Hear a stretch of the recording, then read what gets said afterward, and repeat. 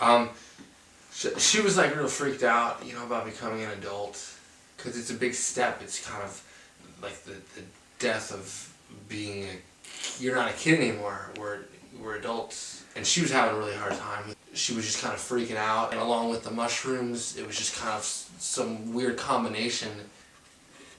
It's crazy. How do you know she had mushrooms? Well, she told us. We were hanging out, and she's like, "Yeah, I got some shrooms." Did she offer you the mushrooms? She didn't offer me the mushrooms. She knows I'm not a mushroom guy. Yeah. Was anybody else taking the mushrooms with her? Yes. And on the mushrooms, I think maybe her future self was on the mushrooms too, and they were like tripping together. so she's on the mushrooms, and she's babbling on about 2012 or Y2K or whatever it is that she was all upset. 2012, because you never want to do it alone.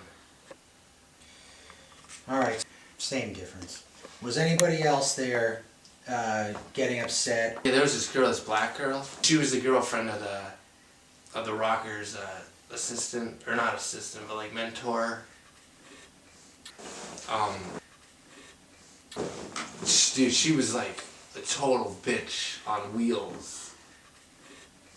Man, and I never knew what that meant until I met her. Think about like the bitchiest girl you've ever met times like 2. What did she do that was so bitchy?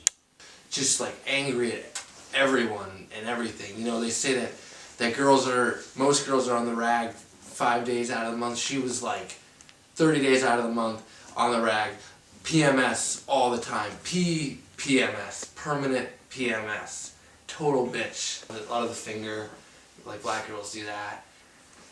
And they were going at it too. She's valedictorian, like super duper smart. You are the weakest link, goodbye type lady. I know who you're talking about. So this girl, who's a real bitch, your word, not mine, is at the party, and she's affected by some of the 2012 stuff. Is she fighting with the girl and the mushrooms? She's just fighting with everybody. Just like she has beef with, the whole party. Every single girl. Yeah. Frenemy. Yeah. They travel in the same circles, but they don't like each other. Maybe that makes a lot of sense right there. Okay. So this girl that was carrying on and being difficult, did she get into any physical confrontations with any of the other girls there that you saw? Did this girl get into any fights with any of the other girls at the party? No, just kind of, like... Wait, so this girl's fighting with the rock star's buddy? Yeah, well, they're dating. They're like boyfriend and girlfriend. So they were together? Yes. Okay. And, was he trying to like calm her down from fighting with the other girls? What's he doing when she's fighting with these other girls? I think he tells her to calm down, and girls hate when you tell them to calm down. I don't know if you've had any experience with that, but But he was having his own beef with the rock star. But at the same time, he was having his own beef with the rock star, and I guess she was upset about that too. Because she feels like she's the only one who's allowed to be upset, because that's how bitches are sometimes.